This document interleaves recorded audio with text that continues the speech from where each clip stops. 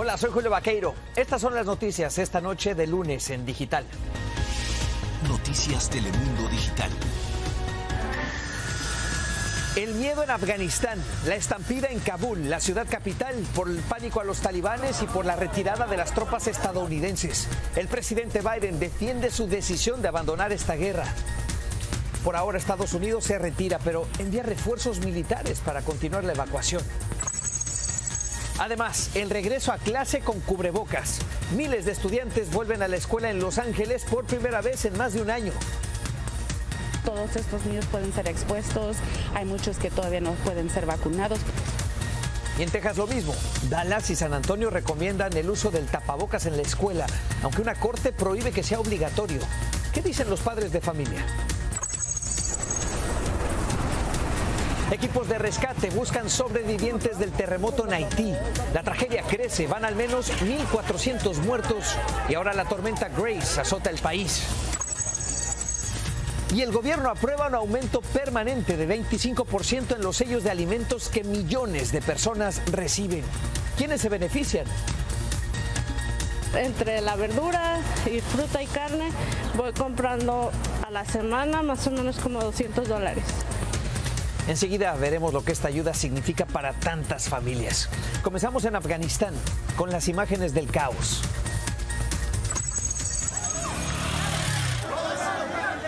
El pánico por la llegada de los talibanes al poder en Afganistán desató una estampida en Kabul, la capital del país.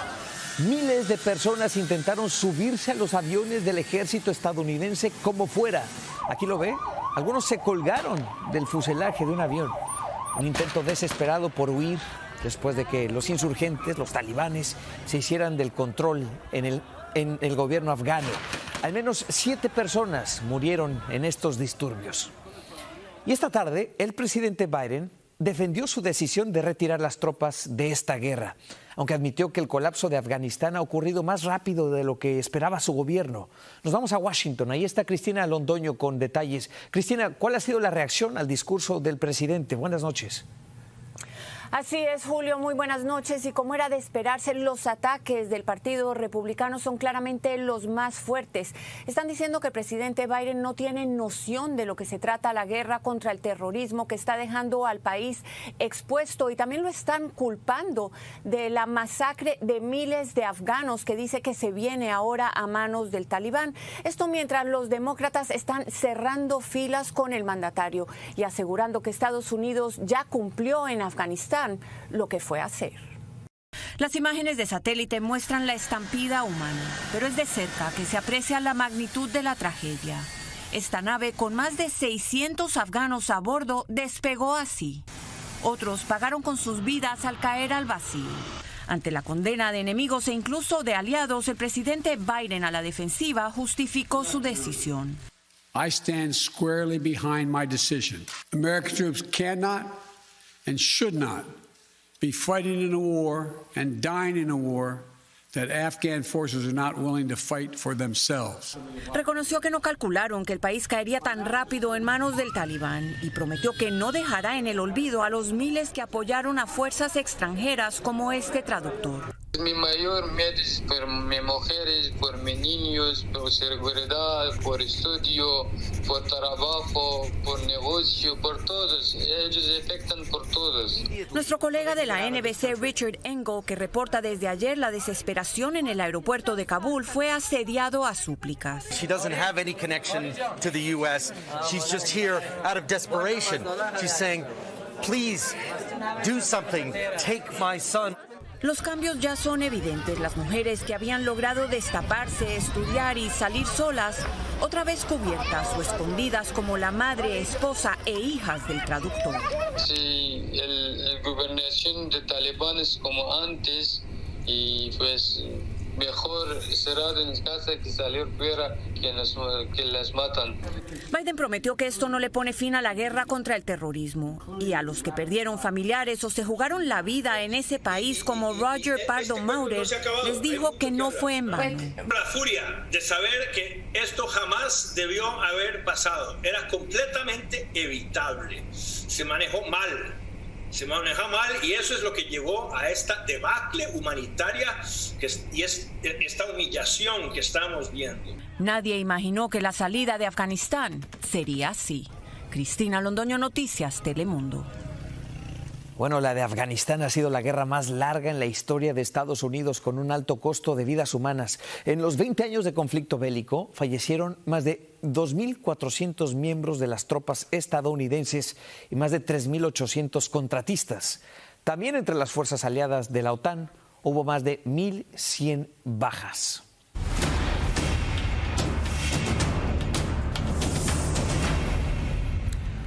Al menos más de 1.400 personas han muerto en Haití por el terremoto de este fin de semana, y ahora las cosas podrían empeorar con la llegada de la depresión tropical Grace. Rosa Encarnación tiene información sobre esto. Cuéntanos, Rosa, buenas noches.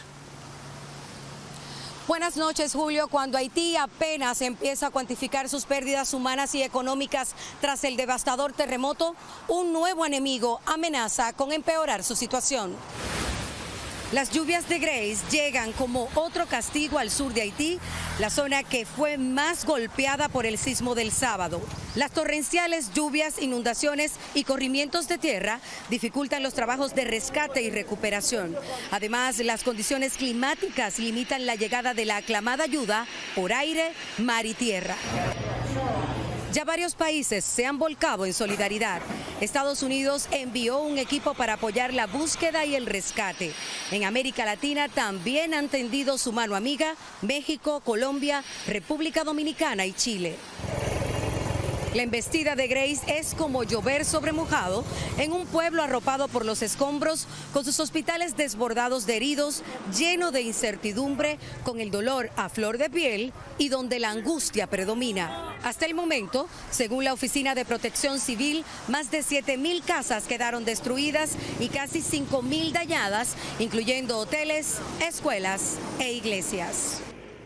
Más de 2 días después del demoledor temblor, equipos humanitarios no han podido penetrar algunas zonas afectadas por la destrucción y los daños en carreteras y puentes.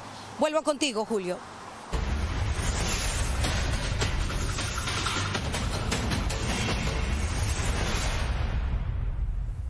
El repunte del COVID-19 por la variante Delta se sigue extendiendo en todo el país. El promedio diario de nuevos contagios está por encima de los 130,000 en los últimos 7 días. Son cifras que no se veían desde hace unos 6 meses. Las hospitalizaciones también siguen en aumento, con más de 83,000 pacientes internados. Hasta el momento están totalmente vacunados en este país cerca de 169 millones de personas. Y en medio de esta nueva ola de casos, los estudiantes en Los Ángeles, California, regresaron a la escuela usando cubrebocas. Este es el segundo distrito escolar más grande del país y las escuelas ahí comenzaron el ciclo con varias medidas de seguridad. Entre ellas, se requieren pruebas semanales de COVID-19 y la exigencia de mascarillas para alumnos y maestros. Estamos muy emocionados para ver a nuestros estudiantes. Casi 97% de nuestros estudiantes van a regresar a las escuelas en el plantel.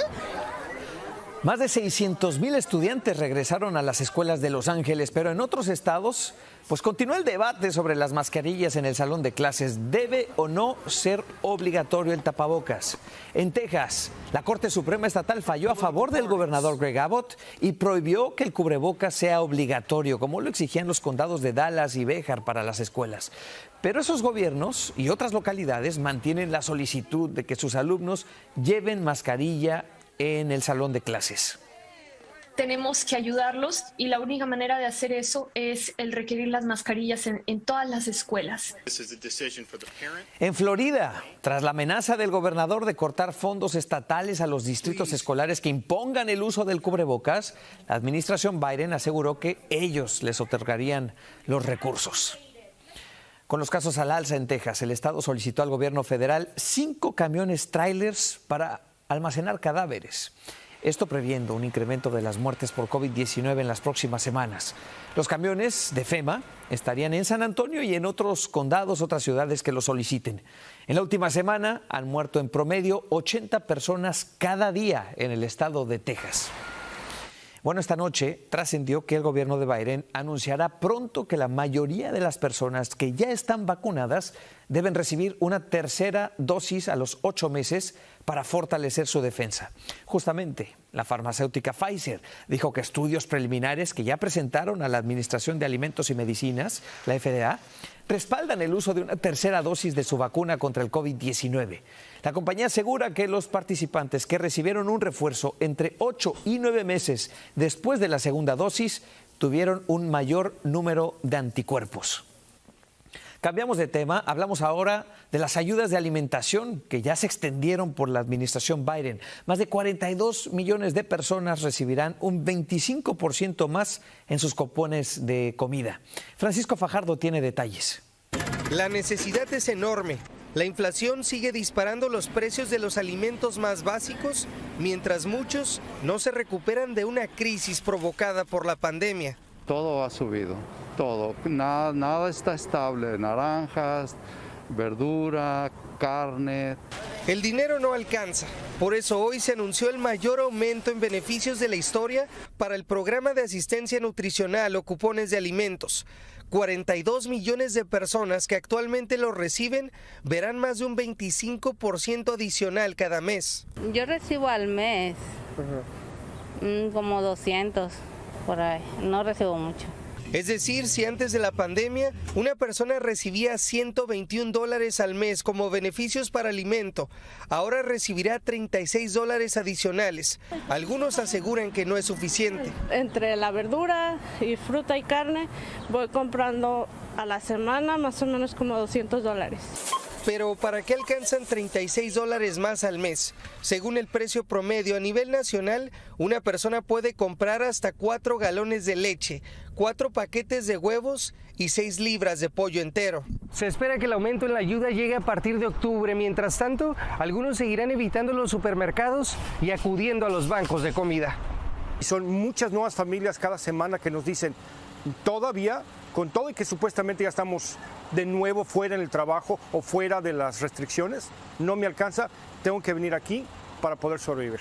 Francisco Fajardo, Noticias Telemundo.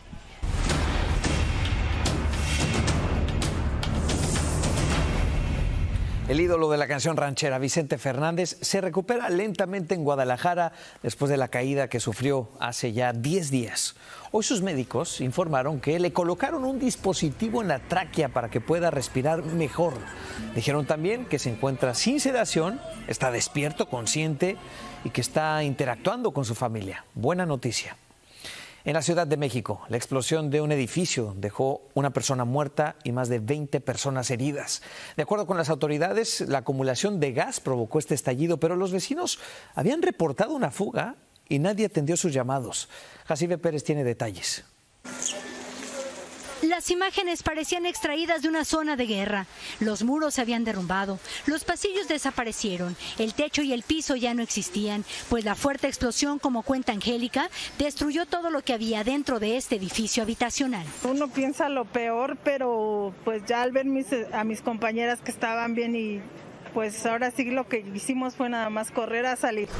Mientras los rescatistas removían los escombros, los habitantes salieron llenos de terror y se unieron a quienes en las banquetas, con sus heridas abiertas, trataban de asimilar lo que había ocurrido. La gente denuncia que ya olía a gas desde hace algunos días, pero que nadie les atendió sus llamadas. Las primeras investigaciones indican que la explosión en este edificio, donde vivían al menos 60 familias, se debió a la acumulación de gas LP en uno de los departamentos del tercer piso.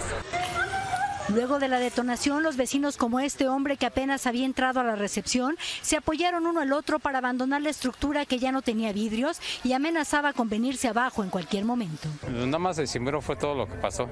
Se cimbró y empezaron a caer vidrios y todo. Fue todo lo que pasó. De ahí ya no supe yo. Quienes tenían heridas leves fueron atendidos por paramédicos en el lugar y a otros que resultaron más dañados los trasladaron a diversos hospitales de la ciudad. Hay una persona con gravedad media que tuvo más quemaduras, los demás en situación media o leve.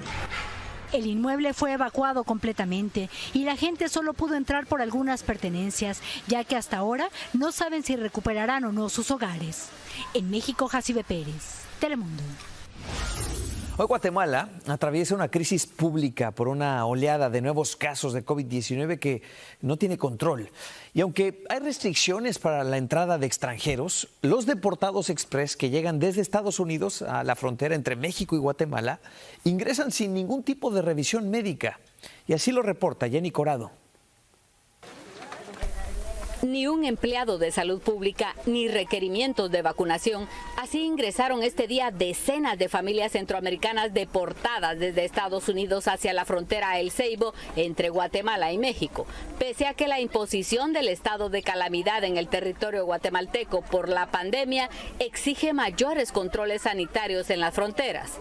Los centroamericanos se quejan por la forma en la que fueron expulsados de Estados Unidos. La verdad sí es injusto porque nos costó bastante llegar y que nos deporten no es fácil. Erika huyó de El Salvador porque era víctima de violencia por parte de su pareja. Esperaba recibir asilo en Estados Unidos para salvar su vida. El papá de la niña me pega. Recibía abuso físico entonces. ¿Y a la niña también? No, ella no. ¿Era usted? ¿La escucharon allá donde estuvo? Nada. Alcanzar un mejor nivel de vida las impulsó, pero todo se derrumbó para ellas cuando ni siquiera les dieron oportunidad de pedir asilo. Ahora sin fuerzas, sin dinero y frustradas, estas familias buscan la forma de volver a sus países. Las autoridades estadounidenses han confirmado que los vuelos hacia Villahermosa y de allí a la frontera en buses continuarán, por lo que la migración se enfrenta a una nueva crisis humanitaria. En El Ceibo, frontera entre Guatemala y México, Jenny Corado, Noticias Telemundo. Síganos en nuestras redes sociales para más noticias y visite noticiastelemundo.com.